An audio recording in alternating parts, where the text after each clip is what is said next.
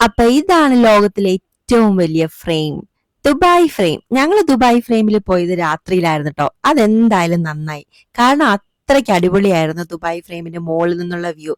അപ്പൊ ആരെങ്കിലും ദുബായിൽ പോകുന്നുണ്ടെങ്കിൽ ദുബായ് ഫ്രെയിം രാത്രിയിൽ പോയി കണ്ടാൽ മതി കേട്ടോ, കാരണം അവിടെ നിന്നുള്ള വ്യൂ അടിപൊളിയായിരിക്കും. ഇത്ര രാത്രി ആയിട്ട് കൂടി ഈ കെട്ടിടം ഇങ്ങനെ തിളങ്ങുവാണ് കേട്ടോ. ഇതുണ്ടാക്കാൻ വേണ്ടിയൊക്കെ എത്ര സമയവും ആൾക്കാരും ഒക്കെ മെനക്കെട്ടിട്ടായിരിക്കും അല്ലെ ഇതിങ്ങനെ ആക്കിയെടുത്തത്. ഞങ്ങൾ ദുബായ് ഫ്രെയിം വിസിറ്റ് ചെയ്ത ടൈം എന്തായാലും നല്ലതായിരുന്നു കേട്ടോ, കാരണം ഒരുപാട് തിരക്കൊന്നും ഇല്ലായിരുന്നു. ദുബായിൽ ചെന്നിട്ട് ആദ്യമായിട്ടാണ് ഒരു സ്ഥലത്ത് ക്യൂ ഒന്നും നിൽക്കാതെ പെട്ടെന്ന് പെട്ടെന്ന് കയറി പോകാൻ പറ്റുന്നത്.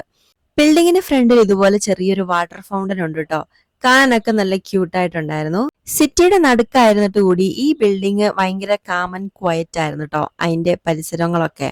ഏറ്റവും മുകളിലുള്ള ഗ്ലാസ് ബ്രിഡ്ജ് ആണ് കേട്ടോ ഇത്.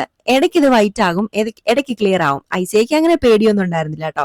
എനിക്ക് ഹൈറ്റ് ഭയങ്കര പേടിയായിരുന്നതുകൊണ്ട് ഇതിന്റെ പൊക്കത്ത് കയറാൻ ഭയങ്കര പേടിയായിരുന്നു കേട്ടോ. പിന്നെ അതുപോലെ തന്നെയാണ് അവിടെ നിന്നുള്ള വ്യൂ. ബുർജ് ഖലീഫയുടെ മുകളിൽ നിന്നും സെയിം വ്യൂ തന്നെയാണ് കേട്ടോ.